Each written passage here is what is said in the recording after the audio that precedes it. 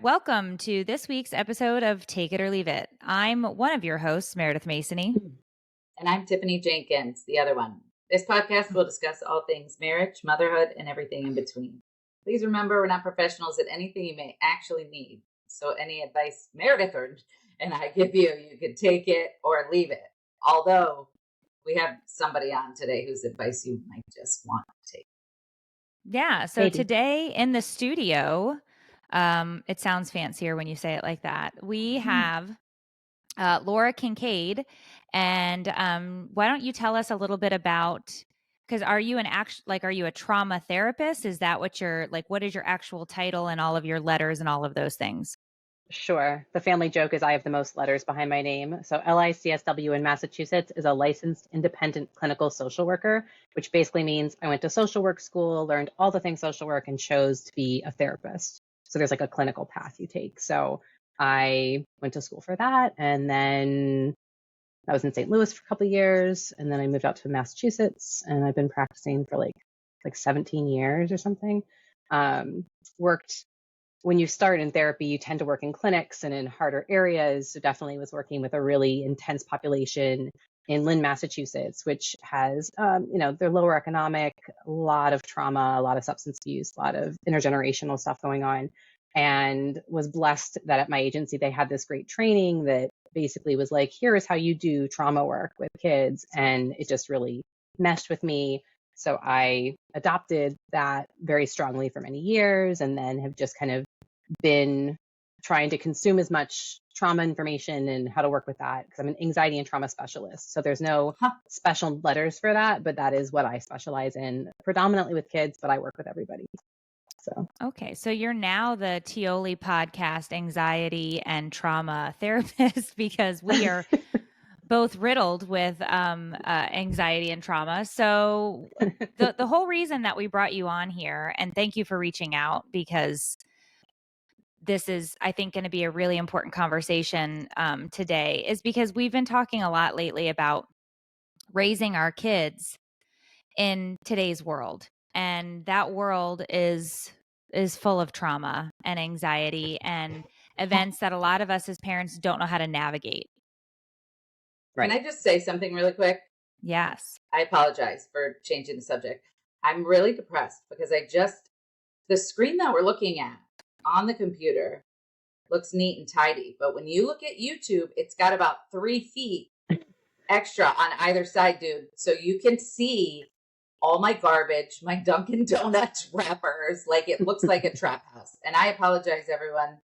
I've been in trap houses. I'm under construction if you're watching this. I'm getting my life together any minute now. So just ignore it. Okay. As a therapist, Laura, would you say that is a trauma response that she just gave us right here on the podcast? I would say that's pre-apologizing, right? Like I'm worried about the judgment the entire world's going to have about my area, but I did the same thing. I cleaned it up. I made sure there's nothing on my board, but I have my office. If I was at my house office, much different. I would have been in your camp, Tiffany, because I've got bags and boxes of crap that never got unpacked when we moved into that office. And Thank you. Yeah. That makes me feel better. My face is really red. Can you see it? I'm so embarrassed. I've got a fake tan look going on because of my lighting, so it's good. I'm jealous. I was going to ask how this came about because one day Meredith was like, we should get a trauma specialist on the show. And then the next minute she's like, we've got one. I was wondering how you two came about connecting. Well, I'm pushy. I don't know. Oh. No, we'd been talking about it on the podcast, and then I brought it up again in a couple of live streams. And I said, if you are a trauma therapist and you follow or you listen to the podcast, or you would be willing to come and be a guest. And Laura reached out. Oh, nice. Yeah. That's so cool, Laura. Okay. You guys are awesome. So I was like, I want to talk to them, and that's what I do. So why not? Right? That's amazing. I mean, listen, I have a million questions, but since this was Meredith's idea, I'll let her start. Well, I mean, here's the thing. We're going to be starting pretty heavy if you let me start. Jesus. Yeah, because this is trauma. This is right. So personally for me, I have 3 teenagers, and I'm in that space where my kids are wanting a lot of freedom. And I have to really offer that up to them, because I can't just lock them in the house like I want to and keep them away from everything. But how do you, as a parent, when you are a highly anxious person, how do you manage, even just, and this might sound silly, but even just sending them to the movies alone after there have been multiple shootings at cinemas or malls or things like that? How do you do that and not sit and be anxious the entire time they're gone? Yeah. And I think that's two different questions, right? How do you Okay. do that? And then how do you regulate yourself while doing that, right? Because when we're talking about these kind of what ifs, right? What ifs is like the best fodder for anxiety. What if this bad thing happens and I didn't protect my kid because I couldn't see the future and I didn't know that on that day at that time someone was going to do something really terrible to them, right?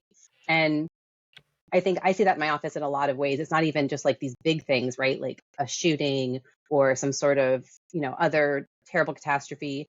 It could be like, I sent my kid to that person's house and I didn't know that someone was going to hurt them while they were there. And that's a very, people don't think, oh, I sent my kid to a sleepover or a play date and something bad can happen. But I often hear stories where that has happened. And how do you wrangle with that, right? Versus the bigger, these really scary shootings and things that are happening. So I think that you're right. You have the very natural inclination to protect your kids by just like, no, you can't go, just stay home. Well, I'll be safe if we stay right here, right? So the fact that you're acknowledging this is what I need to feel safe, but not what they need to grow, I think is really the first step, right? And the next step is figuring out, are my worries valid, right? Are they going to a movie, right, where there's likely nothing going to happen? Yes, there have been events that happen, but I have to kind of balance how realistic is today on this day at this time in the theater my kid happens to be sitting in. Is it going to happen? I often have laughed with clients where I used to be able to say things like, how often has something like a shooting at school happened, right? How often? And it used to be not often, right? But now we know that's not as true. It definitely is happening more and more. Gun violence is a huge problem in our country. So we do have to kind of reconcile that this can happen, that we should have like safety plans with our children when they're going out into the world anyway, right? When you're launching your children out for the first trip to the mall, to the movie theater, whatever, to a friend's house, having like a discussion of like, gee, what do you think would be a situation where you might not feel comfortable or where something unsafe might be happening? What would you do? Or what would I want you to do in that scenario? So that I know you have a plan versus filling them with like, hey, if a shooter comes in, here's exactly what you do. That's a little intense for a kid, right? You're not going to go there. And I apologize for my... I did that. So I did that wrong. Okay. All right. Not wrong. No, not wrong at all. I apologize. Not wrong, but we have to kind of meet with like, what's their awareness level of this stuff, right? Like if they have zero clue bad things happen, launching in with, hey, this really horrific specific thing is going to happen to you is going to prime them to end up in my office with an anxiety disorder, right? Because we can easily transfer. No, Tiffany, you're good. It's too late. I think it's too late. Honestly, I think I'm screwed. I think they're screwed because of me. I have two little ones. I have a 5 and a 4-year-old, and I definitely see myself. And he's only been 5 years with me. I've only had 5 years to mess him up, and he's already anxious. So some of it is just like your nature. It's just your wiring. It's your biology. There's something to be said for even just they call it body budget, right? Like how slept and fed and nutrients and, stressors and, what you're taking in and putting out. All of that measures in. But, back to meeting your kid where they are, right? If they are coming to you and saying, I heard this thing happened at a movie theater, but I was invited to the movies this weekend, what do I do? You're going to have a very different conversation than you would with, hey, they have no concept this is a danger. And I want to let them have this freedom that we'd enjoy when we were kids, but I'm terrified for myself sending them out there. So I'll give you a little bit more context on this movie theater situation, right? Because this was an actual conversation that happened, and this was probably 2 years ago. So I would say my son was maybe getting ready to turn 16 or maybe was 16.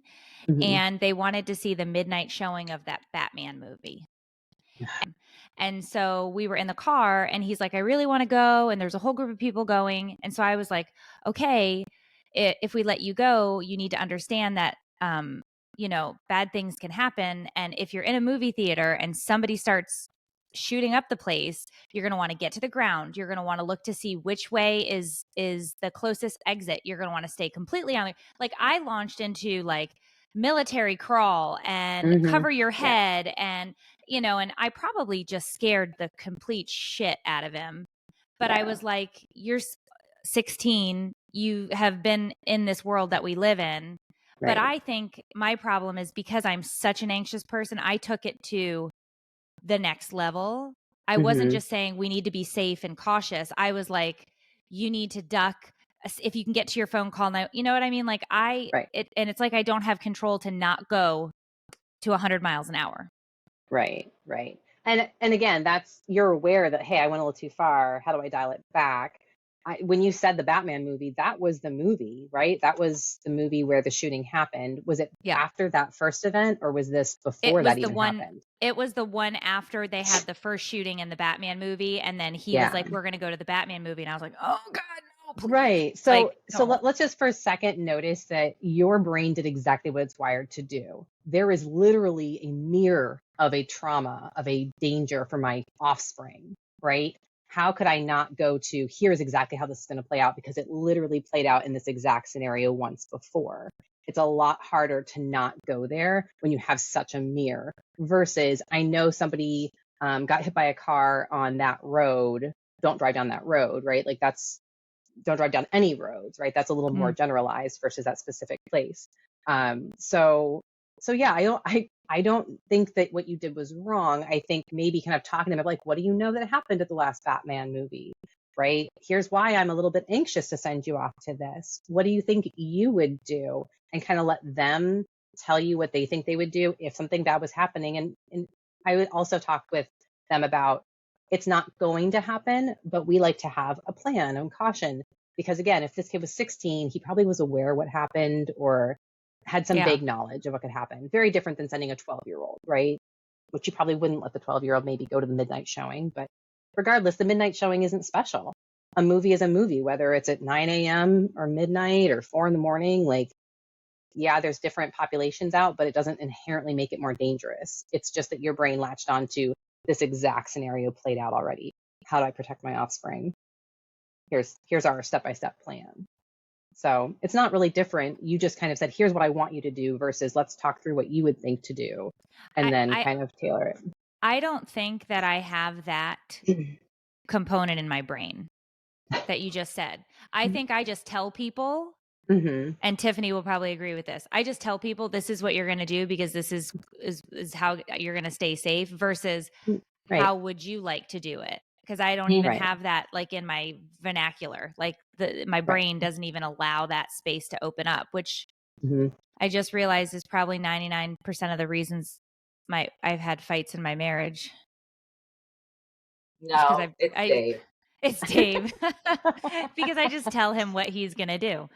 Okay. Yeah. All right. But that's also very adaptive, right? Like if you're like, my job is to keep these people safe that I love, why wouldn't you be like the one that has the plan, that gives the plan, right? And if people look to you, you're the mom, right? Your kids look to you for, what do I do? How do I put my shoes on? How do I get ready for school? How do I do this project, right?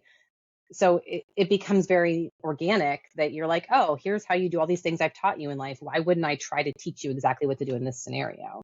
But because we're talking about hypothetical dangers, that's where I always say, like, let's kind of follow the kids' lead a little bit about what do they understand, what do they not. If they're too naive, are they at an age we can kind of clue them a little bit about life and about what could go wrong? If they're not, if they're much younger and just not aware, kind of talking about like, unsafe things can happen. And, here's what we might do to stay safe. But I don't think that it's, it's such a specific mirror to the first Batman movie, right? That trauma. So I don't know how most parents probably would go to, especially with a 16, 17-year-old, here's what you do. Like, here's exactly how you walk that line. All right, Tiff, do you have one for our in-house therapist now? Do I have one? Like, well, I know. I just mean, do you want to pick one? Yeah, do you want to pick one? Well, I think I need to first ask, what kind of, I feel like we just kind of jumped in and started throwing questions at you. And I'm not even sure what exactly, trauma centered stuff you do. Like, Sure. because I went through exposure therapy for harm OCD, Mm-hmm. which is basically kind of like what Meredith is, you know what it is, but for anybody else, like where you're afraid something terrible is going to happen to your kids. So you basically keep them wrapped in bubble wrap in your house. Yeah. And so I went through that whole thing. And I've gotten so much better, but like, what kind of trauma are we talking about here? Because I've got a few different varieties. Right. Well, and trauma, there's kind of the buzz of like big T, little t trauma. And I don't look at it as big T, little t. Big T would be like school shootings, mass events, assaults, et cetera, et cetera. That people think of that as big T versus littler t, which might be like a friendship disruption, right? Like getting dumped by your best friend or breakup, a natural breakup, normal. Divorce is somewhere in the middle. I think it's all how your brain absorbs it, right? So I'm a CBT therapist by design. That's one of my specialties. Kind of going towards ACT, which is called acceptance commitment therapy, which in CBT, we talk about how do we help you get rid of these symptoms, these thoughts, these problems you have, these feelings. And in ACT, it's like, well, actually, these feelings and thoughts actually are here to serve you and teach you and keep you safe. And they're uncomfortable, but how do we learn to tolerate them? And then kind of the marriage of those two is let's use the skills from CBT, which, if you've done exposure, you probably talked about distortions and how to identify like how my thoughts are not accurate or unhelpful. And how do I utilize skills to balance that and behaviors to balance that? ACT just kind of looks at it more realistic. It's like, if you're an anxious person, you're probably not going to not be an anxious person, right? You can take medication, you can go to therapy, but you're not just going to magically not tend anxious. It's Right. literally wiring and biology. So, and or your life experiences. Have you guys both seen that Disney Pixar movie, the Inside Out? It's got like all the feelings in the brain. I've heard about it. Okay, well, so it's a kids movie. They're coming out with a new one now. They're introducing the anxiety feeling into it, which I really thought was cute. But the premise is that this child had to do this big move, and it kind of shows how her brain works and how her emotions control her and all these memories and how they're sorted, and these islands, right? These like this family island and friendship island and hockey island, all the things they love and how they view the world, right? Like friends make you happy, family keeps you safe and loved, right? This is something that makes me happy. And when something traumatic happens, whether it's as simple as I fell off my bike and skinned my knee and my brain grabs it a certain way versus I was in the movie theater when they shot it up, how your brain takes that in is whether or not you're traumatized. Resilience isn't something we understand. With our brains, we use so little of our brains. So if we knew, why is it that one kid sitting in that theater is going to walk out and be fine, and somebody else sitting in that theater is going to have a lifelong difficulty with that trauma? We don't really know. It's how their brain grabbed it at the time. Does that make sense? Yeah. So when you say like, I've got a variety, we all have a variety, and it's some things that would be traumatic to us. Other people would be like, well, that's not a big deal, or I went through that and I was fine. And it doesn't matter if you went through it and you were fine. It's how did my brain grab onto that, identify it as a threat to my safety and well-being, and then respond in a really robust way, one way or the other, right? Either fight or flight, like get me out of here, keep me safe, fight like heck, or whether the other way, kind of shut down, freeze, isolate, run away in a different way. Yeah. So is it primarily like for the kids? Like that's your specialty? Mm-hmm. Yeah. I'm getting ready to get my kids into therapy because I am not qualified to help them through this time in my life alone. Sorry. I don't know what's happening. That's been the soundtrack in my house for 4 weeks. I know.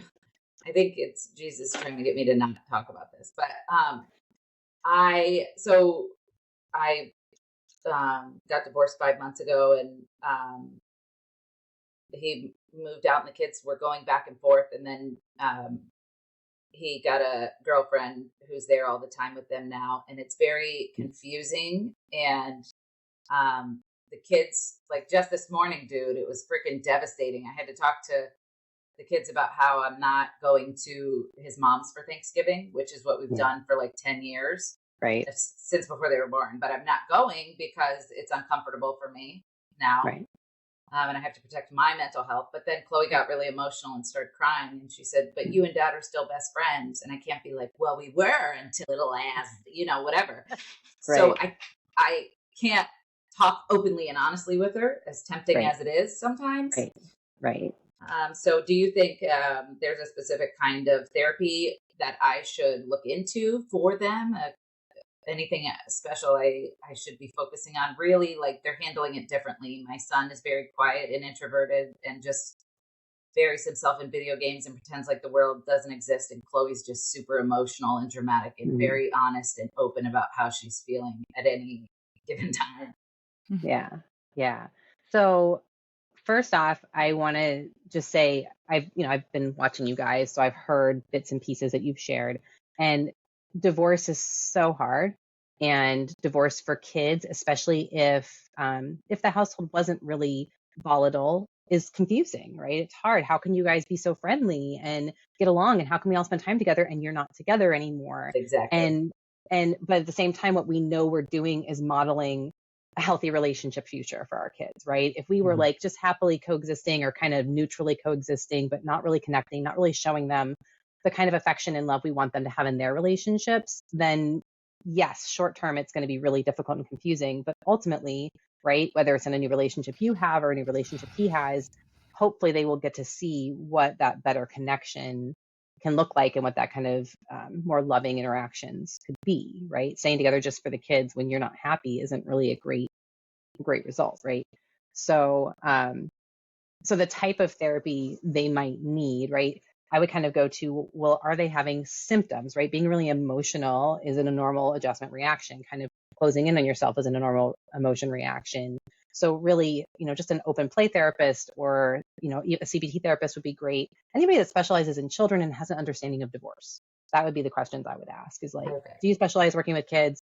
Do you have experience with divorce? Are you nuanced in the fact that not all divorce is evil and not all people that break up were in huge fights and, basically can I help? Do you understand from my frame and my ex's frame so that you can support us as we try to co-parent, as ultimately we all move forward into new relationships in the years ahead? And, I think the other thing is, what do you and your ex's, what's your all's picture of how you want, maybe not right now, but like 5 years to be, right? 10 years to be, so that you can decide like, we're moving in that direction, even though we're navigating difficult feelings, or no, we're not moving in this direction, we're moving in this direction. Am I making sense? Right?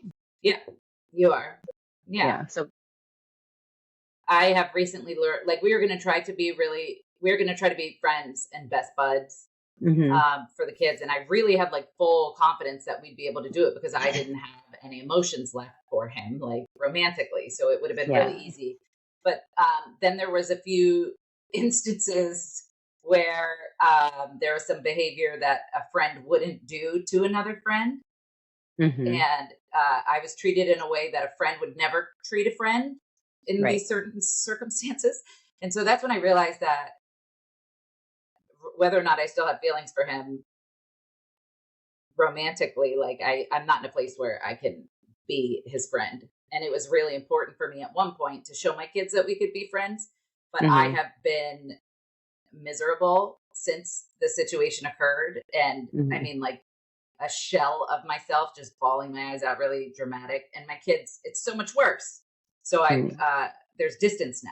And it's, we're cordial. We speak about the kids, whatever. And it's so much better for my mental health than trying to be his friend. It's just too confusing. So, yeah. I mean, if you think about you can be friendly without being friends, right? You guys ideally can in the future be in the same space at the same events and be comfortable, but that may not be right now in the immediacy of all the changes, especially if, again, if you came into where you come into a divorce matters, right? If you're coming into a divorce having already grieved the loss of the relationship or the loss of the connection, you're going to be in a very different place than the partner who is like still feeling like we're fine. This is great. This is satisfactory. And so, I think that it doesn't mean you can't be friendly. I'm a child of divorce. My parents divorced when I was 2.5. Now we're obviously many years later. And, there's still some awkwardness at times if we're all together. We don't do the big joint family things. but my parents don't speak badly of one another. And, overall, we're really great about not keeping us involved at all in any of the drama. I have no idea what the drama was. That's how well they did with keeping us out of it for the most part. So, if your goal at some point is to be able to have like everybody together for like graduations and birthdays, and that's a lovely idea, but maybe not right now. Maybe it's Not going right to take now. time, and that's totally fine. Yeah. And letting your kids know that like, I still care about your dad because he's your dad, right? Yeah. And that's all I have to care about is he okay because he's your dad, and I care about your relationship with your dad, and that for us right now we're friendly and this is good. Like, dad's getting his new life, I'm getting my new life. Yeah. And that's going to be a hard shift for the kids, right? Because again, if we weren't always fighting, they're like, well, how can you go from this to this? Like, I don't get it. Yeah, it happened really super quick. And with him, I think we had been divorced 4 months maybe when they started. Well, when I became aware, whatever. Anyway, the kids love her. Love her. She's great. And so that's the only reason I haven't roundhouse kicked anyone in the face yet. Yeah. Is I'm just kidding. But from what I hear, she's great, which is wonderful. And my goal one day is, of course, to be in the same room. But yeah, not right now. It was too much too soon. We tried it.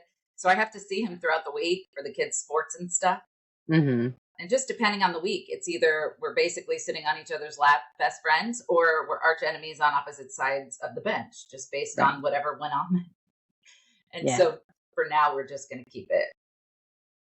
I don't need to know anything about you. You don't need to know anything about me. You know what I mean? It's much better. Right. Because how can you be the friend of someone that's like, if you're friends, you can talk about your new relationships and like you're dating and like all the things. And maybe I don't want to know that. And if, financials, maybe you're telling me you went and bought this new thing, but we're in some sort of disagreement about finances and separation of finances and support and all of. So how can you possibly be besties right away? Exactly. It's not that it doesn't happen, but I don't think it's that simple. I don't think that, unless both people came to the point of the divorce of like, we are best friends and I love you, but we are not in love anymore together. We both agree and we're both in that spot.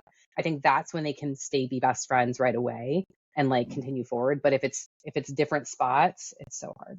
Yeah. Or if there's just not that, again, it's stars have to align for that immediate friendship bit. I just don't think that's realistic. I 100% felt so confident. And now my friends are like, maybe it's because you still have feelings for him. And it's like, no, it's because now I'm starting to see my worth and what I deserve and what I'm worthy of. And his shit isn't adding up to that. And so it pisses me off. And it's like, your eyes have been opened to things you did not see previously. Right. And never mind. I'm not even going to. I'm not because it's not my place. But but that statement from Tiffany, that statement from Tiffany is completely accurate now. She is seeing her worth. She is seeing what her life can be like. She is seeing all of the positives. And couldn't be more proud of a friend than I am of her in this, and we were talking about the divorce a couple weeks ago on the podcast too. And I was like, you're beating yourself up because you're like, it's been 6 months. And it's like, but say it the other way. It's only been 6 months. Like, this is new. This is fresh. This is a deep cut. That is not, we're not talking about you're still having this argument 8 years later. Right. This is 6 months. Right. You know what I mean? Like, so that I thought, that was, I think the conversation you two had is very helpful to people that are going through and struggling with this right now and having questions about that. Cause there was a lot of information in there and man, that was really good. Yeah. I appreciate it very much. And we all need all the help we can get, honestly, mostly me. Yeah. And I try to give, I give my frame. Other therapists have other frames, but I think that it's funny because I actually specialized in divorce in graduate school. That was what I thought I was going to focus solely on. And then I got to where I worked and then I was surrounded by trauma everywhere. So I kind of immersed myself in that. So being a kid of divorce kind of led me down that path. And then, but I do think there are some places have great support groups for kids, right, that are going through divorce, so that it's kids helping kids that have all been through it and are going through it. And that was a place I worked in St. Louis. And it was just so awesome because it was sitting in this room with a therapist and having the space to like vent about the confusion and have other kids be like, yeah, that does suck, or that is really confusing, or yeah, I hate it when they do this, or I love it when I do this. So that might be something else to explore for the kids. But I think overall, I love it. yeah, It's really inspiring because I keep saying I'm going to get them in therapy. I'm going to get them in therapy, but then I'll like make a couple of calls, and I'm like, man, for both kids, it's $350 for 1 hour, and money's already so tight. Maybe and I just keep making up excuses. But I'd love to find something. I mean, it's not to the point where it's like, oh my gosh, I have to get them in therapy, or right. they're going to be felons for what I mean, like. Right. But I would love to be able to get them somewhere where they could talk about it, because I'm not equipped. I'm trying my best to be positive. Well, but you're in the middle of the trauma yourself. So how could you offer a life raft when you're, still clinging onto the side yourself? I mean, this is just an outsider looking in, you know what I mean? Yeah. Not to mention there's the power of not being mom. I always joke in my office that like parents will tell their kids the same thing that I tell them, and like 3 weeks later I say it and they're like, Laura had this great idea. And the kids and the parents are like, I literally said this. Yeah. It's just the not being parents. And I will 100% understand where you're coming from. It's hard to connect with therapists. We're finding a child specialist, finding availability, finding someone that you like, because it's not just about finding a therapist and finding one that specializes in kids. It's then actually liking them and feeling comfortable with them, and more so your kid developing that comfort with them. And that's hard. There is a shortage of mental health therapists in this country, and people around here will call, and I have enough calls I can't keep up. I could have a full-time job returning calls, and I just can't, to keep my caseload and return that and do my paperwork and parent my children and have my life and family. So it is so hard to find care right now. Some resource that maybe people don't realize is sometimes you can tap the school guidance counselor if your school has a good support structure there, as just, hey, could you check in with my kid? We're going through this at home. Do you mind grabbing them? And in some districts, they have pretty flexible policies where they'll be like, yeah, I can grab them and check in on that with them. In some, they're like, only if they have certain services can they access. In general, the guidance counselors are for everyone, but I do think that's a good resource that maybe even within the school, they have a group of kids, they could develop a little group for that. That's hard because these are your peers, and being vulnerable with your peers is a lot harder than being vulnerable with like strangers. But it's an avenue maybe as a stopgap while you're exploring the right opportunities. If you can't find someone with insurance, it's obviously harder if you can't find someone that takes your insurance, but that's an option too. Thank you. Yeah. All right, my turn. I need to drink coffee. Hold on. So this year has been my hardest parenting year. Mm-hmm.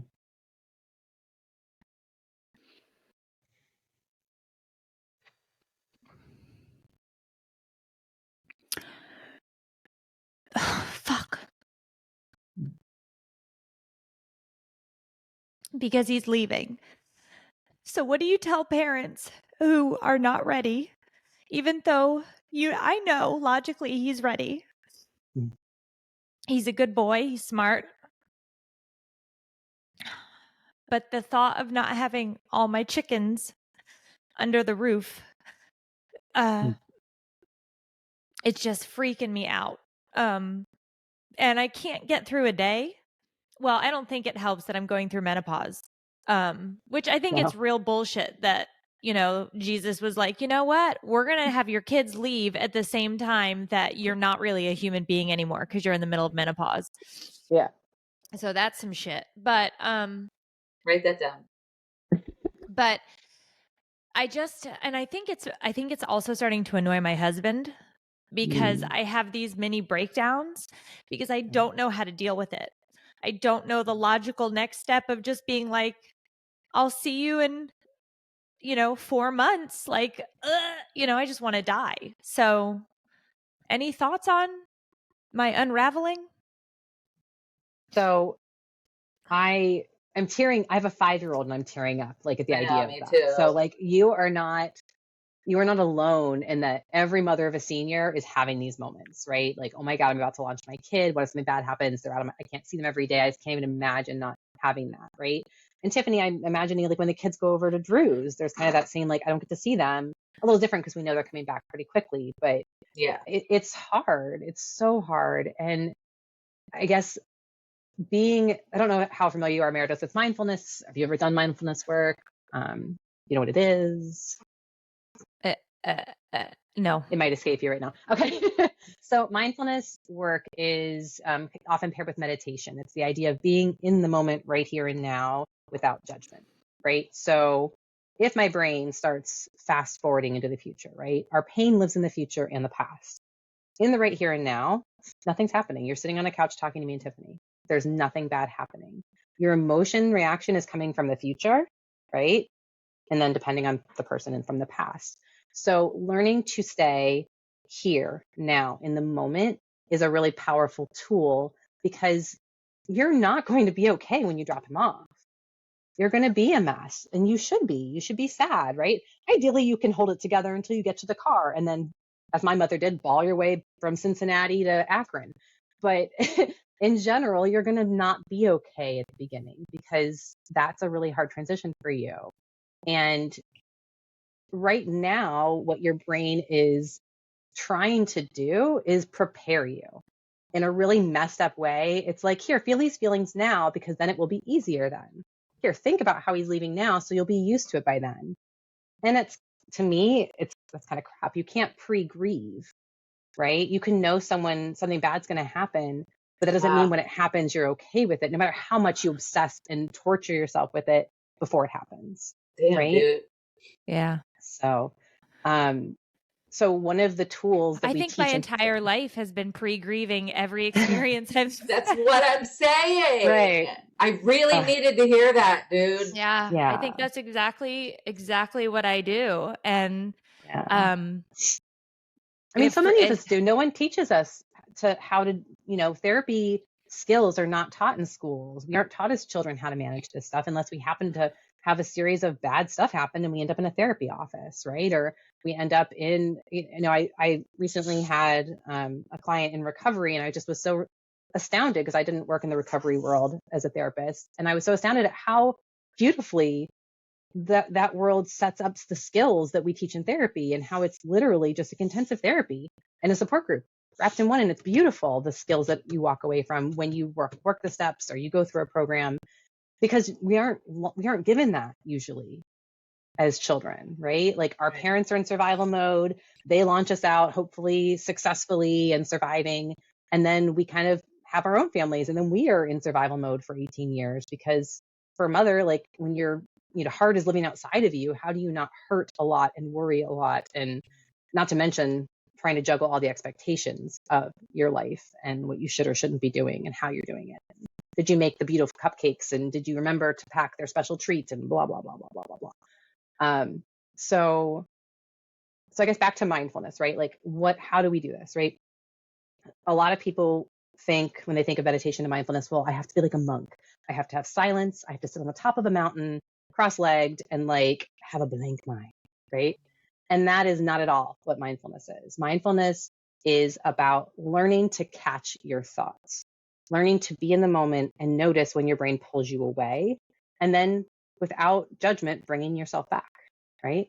So Meredith, for you, right? I'm sitting here drinking my coffee and looking at my son and he's beautiful. And I'm so happy right in this moment. And my brain's like, but remember, this is going to end. He's going to be gone. And then, right? Like there's all those feelings. It would be catching that thought and becoming aware of like, oh, there was that thought that's reminding me that this is going to hurt. Thank you for that reminder. I don't need to feel that now. Right now, I'm enjoying this moment. And it's not easy. That sounds so simple, right? But with repetition and practice, you can get more and more adept at noticing it, not fighting it, not being like, oh, crap, here I am again breaking down. What's wrong with me? Why do I have these feelings? Because I'm a human. I'm a human that cares about someone, so I have feelings. Like that is normal. So do you say that out loud? So to yourself, you could. but more so often people do it like in their heads, right? If you're sitting there in a conversation and your brain goes off, right? You're like talking about in the grocery store. Yeah. Thank you, but not right now. Thank you. She's by I herself. appreciate you. But it is like every thought and every feeling you have is literally your brain doing its best to protect you and keep you alive. That's how it's wired. So, it doesn't know that for kids, like that math test isn't a tiger about to eat them. So they will have the same reaction. Their brain can have the same reaction to a test it has to a tiger chasing them down the street. And same thing for us. If we imagine the day I leave my kid at college, my brain doesn't know that's not happening right now. My brain thinks you're thinking about this thing. It's happening. Here's all the feelings about it. But we can train our brain or train ourselves to catch when our brain does that, to be like, okay, there you are. Thanks. And I'm right here right now. I'm not in the future right now. Or if I'm reliving something, I'm not there right now. I'm right here in the present. So if you catch these thoughts or whatever they are, if you catch them and you're like, okay, thank you for reminding me that it's going to hurt in the future, but I'm not there right now. I'm right here. If you like have that conversation with yourself over and over again, will you then be able to, will it become easier to just remain in the present? Because sometimes I feel like I'm holding a leash and my thoughts are like a giant dog just dragging me down the street. Oh, yeah. Yeah, absolutely. Yeah. Yes, with practice, and not thinking, okay, well, how am I going to do this? I'm going to have to devote 30 minutes a day to practicing this. No, it's finding minutes of your day. And I don't know where I pulled it from. Some book said like doing mundane task focusing. Mundane task focusing is what do you do every day mindlessly that you probably turn music on or you watch a show while you're doing it, like folding clothes, washing dishes, brushing your teeth, drinking your coffee, right? Every day when you drink your coffee, you can have a mindful moment. You pick up your coffee and you hold it and you notice how cold it is in your hands.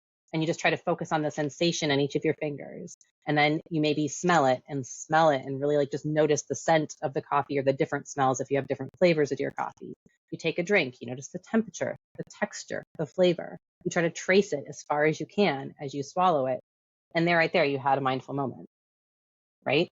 So you do these little things all the time in benign ways, not attached to a really stressful event, because I guarantee if you're in the middle of one of these like, holy shit moments, you're not going to be like, oh, there's that thing we talked about. I can do that right now.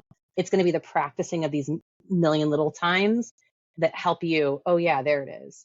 My favorite example for myself was my husband and I, before we were married, moved in together. And it was like an apartment. So you could kind of, the kitchen was the living room and all of that. He's sitting on the couch. I poured myself a giant glass of juice and like walked around the corner. He said something to me and I dropped this cup and juice went everywhere. And I immediately had a flash of rage and my head said, he made me drop that. And I caught it and I started laughing and he's like, what's wrong with you? You're going crazy. And I was like, no, my brain just blamed you because I dropped this. And of course it's like the apartment carpet and it's now got orange juice all over it. And I'm like, oh, there goes the deposit. But my brain just totally flashed this message to me, probably to protect me from the embarrassment of dropping it or the frustration of it. Somehow I can deflect that somewhere else. But because I caught it, I didn't go like, what's wrong with you? Why were you distracting me? Because I totally could have gone off on him about that. But because I caught it, I could be like, oh, that's funny. Now I got to clean this mess up, right? So yeah, the million moments of practicing will help you for when you're really in pain and struggling to be like, okay, I can feel this right now. I'm going to then put it away.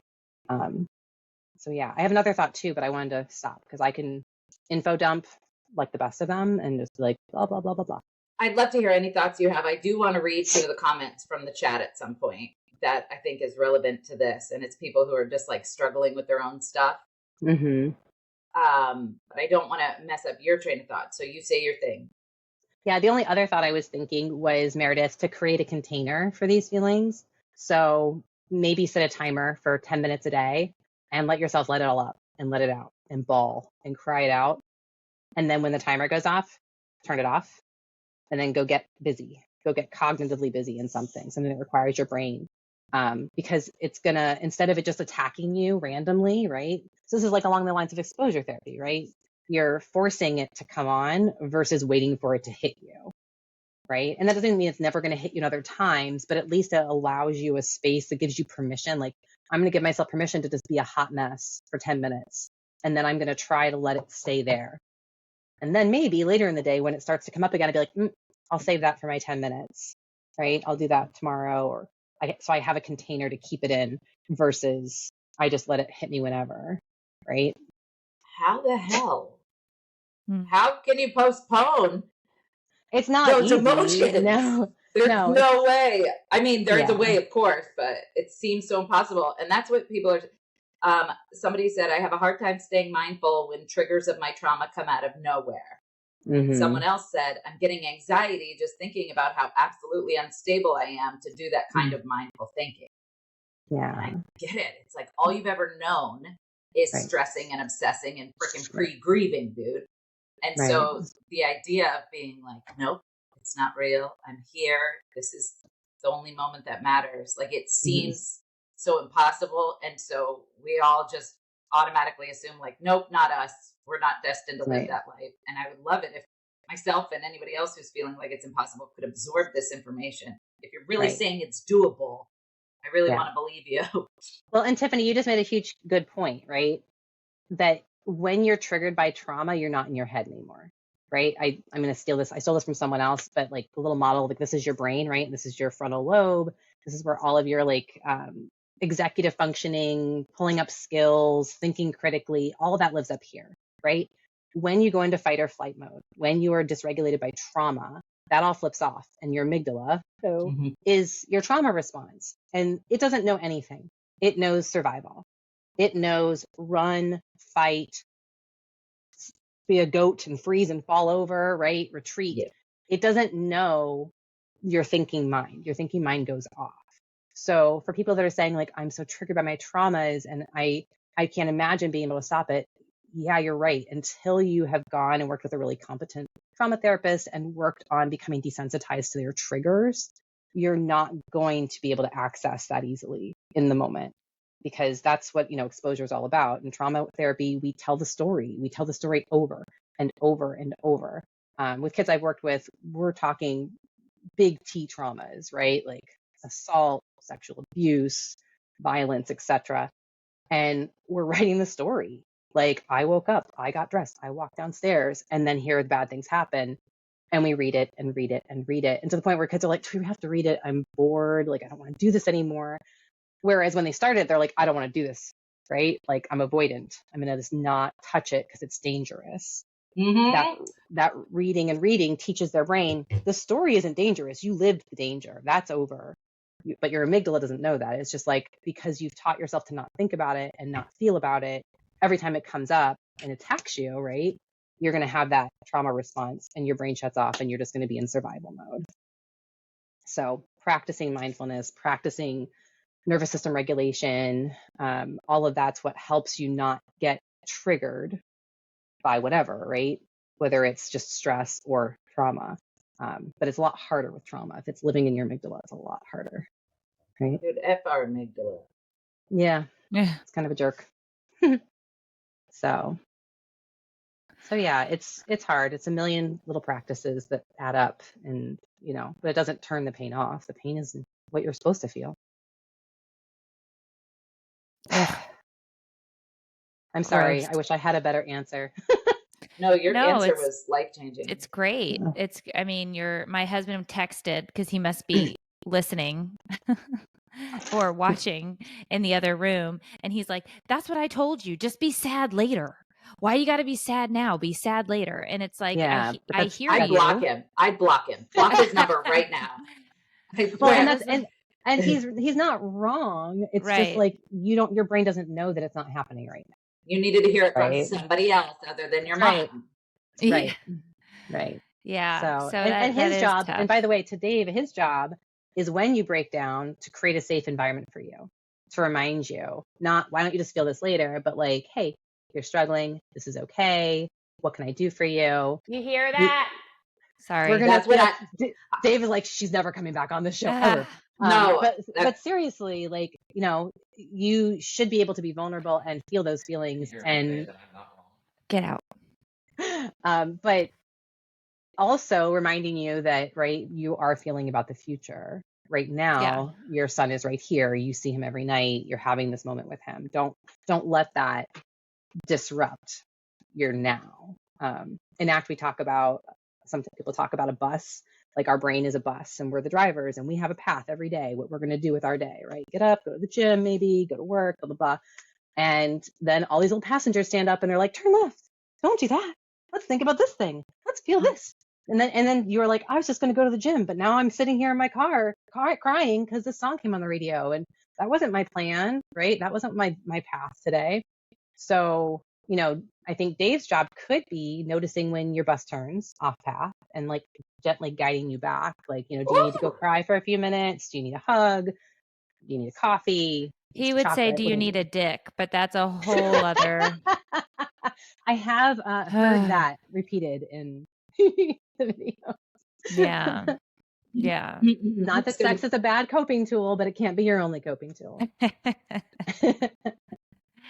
Yeah, you're right. I don't think I've really ever, I think that's why I love mundane tasks. I love them. I absolutely love them. And I think the reason that I do is there's safety there. Yeah. Because I know that I'm not gonna probably freak out in that moment because I'm folding the laundry or I'm just loading the dishwasher, or I get up every morning and I feed the dog, feed the cats, clean the litter box, do the dishes, start the load of laundry. And during that path on the bus, I don't veer off because I know it's like, okay, this is where we have to go and this is what I have to do. And I can check it off my list and remain calm. But then you're right. Like one thing can happen, or a fucking Campbell's TV commercial, and you're, I'm never going to be able to enjoy chicken noodle soup again because it was my kid's favorite. You know what I mean? Like, and then you're just a disastrous mess. So yeah. But even catching when you're a disastrous mess and like finding the humor in that your brain's way to protect you was to make you miserable right now. Like I'm sobbing. I just realized, I just observed that I'm sitting here sobbing over a Campbell's soup commercial. Can I find an edge of humor in that my brain's way of making me okay in the future was to torment me now with this silly commercial?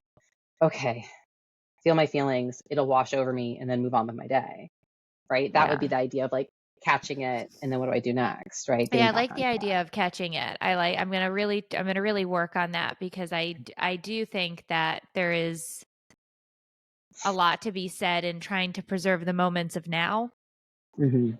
Yeah. Like I just took him to the grocery store and the first thing he did was walked right up to the Publix cookie counter to get his free cookie.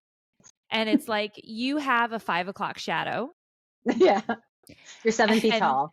And then you're almost 18 years old. And he goes, yeah. And she didn't even want to give me a cookie. Like what? And I was like, well, you're a grown man and you just asked her for a cookie. And he's like, I'm 17. I'm still allowed to have one from the cookie club. And I was like, okay. And I enjoyed that moment. It was fun and funny.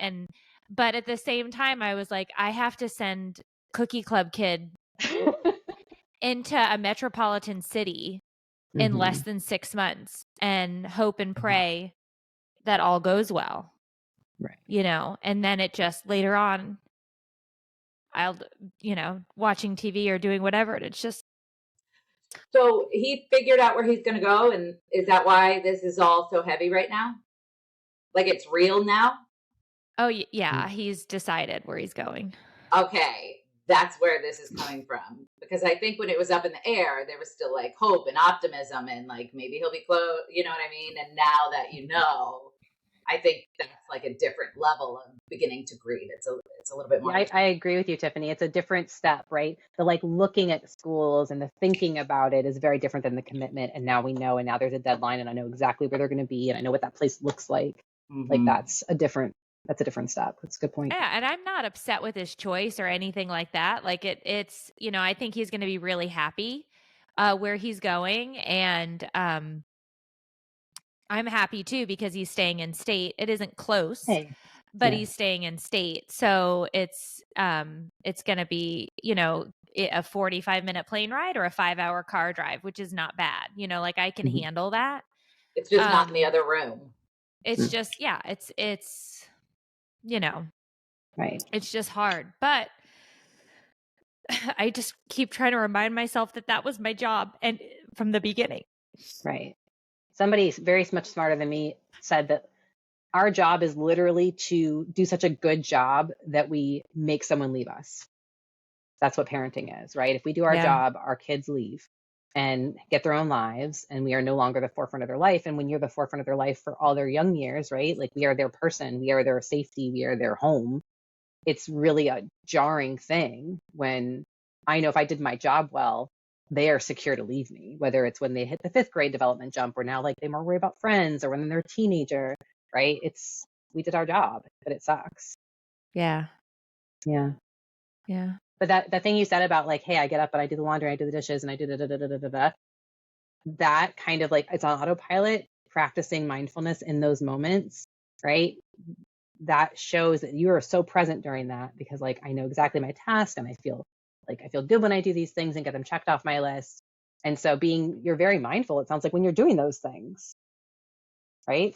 I mean, you might be somewhere in your head, but practicing in those moments, the way you automatically just do it without thinking, right? Getting into a routine with it, you can add in little mindfulness habits in those, and that will become just as routine. And then that generalizes, right? Right.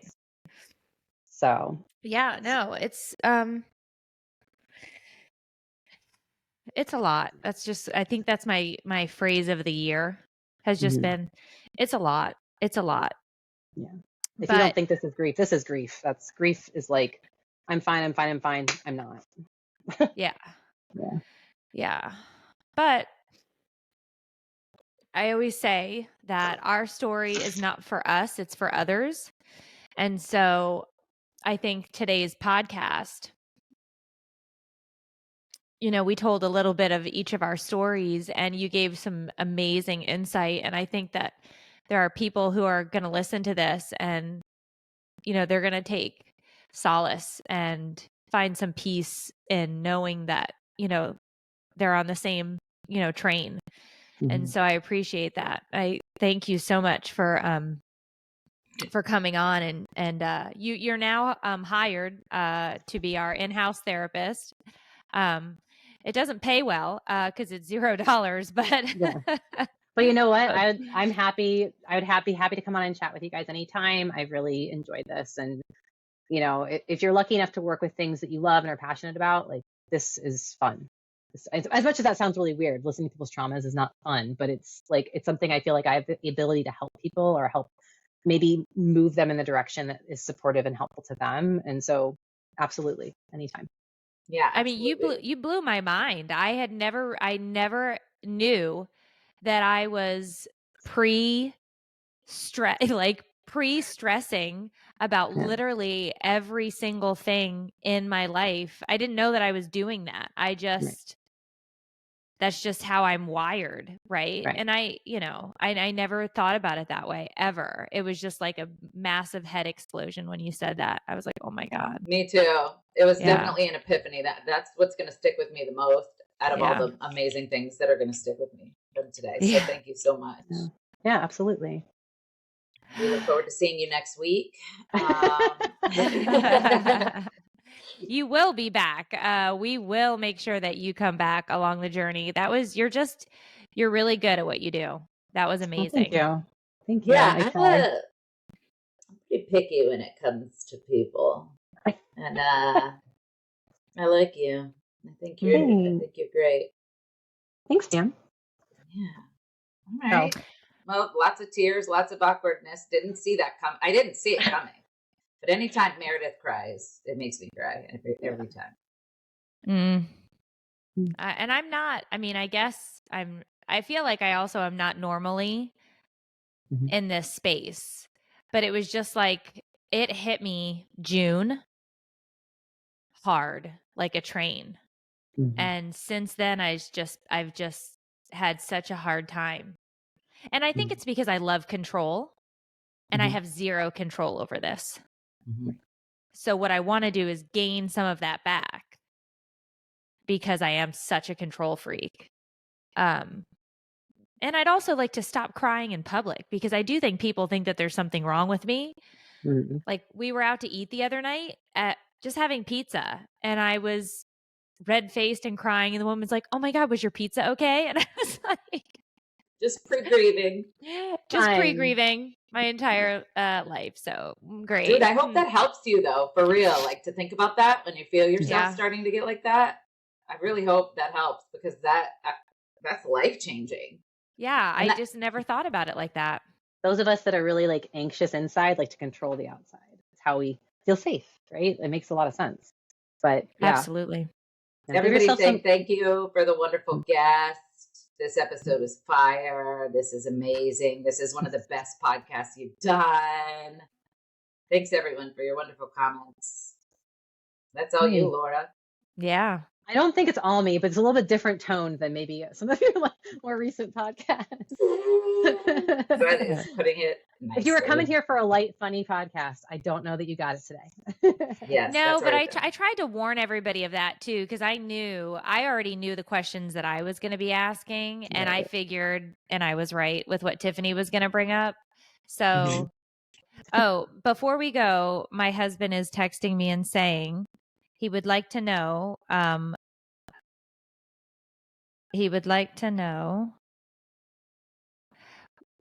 What word should I use to redirect her when she gets swirly? Because I call it swirly when I can't get control of my feelings. Right. So if you're identifying to him you're swirly, then he doesn't need to notice it to you. You already know you're there. Right. What he needs to do is you guys need to create the language. And really, Meredith, you need to say, like, this is what I need to hear from you. Right. Whether it's you're okay or we're here right now, or, just a quiet hug, not talking even.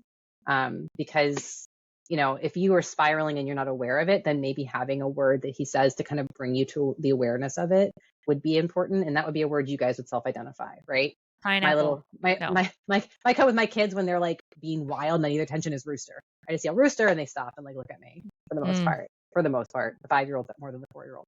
But yeah, if you already know you're swirly, or or he could maybe just gently be like, hey, I think you're a little swirly. You need a hug. What do you need? Right. Yeah.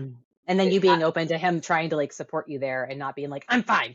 Right. Like, that's what I was just going to say is her issue is going to be accepting whatever it is that Dave is going to be willing to give, because but it's always a dick. That's what he's willing to give. So, and the thing is I might ask for a hug, but then the hug ends up being a different kind of hug. No, I'm just kidding.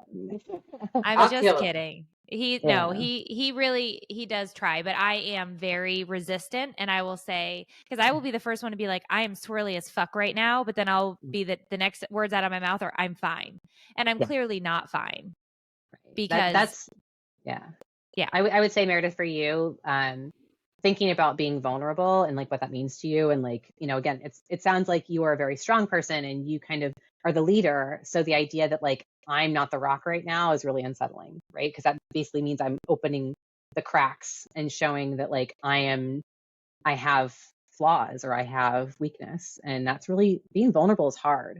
People sometimes will couch vulnerability as like being weak, right? Being emotional is being weak.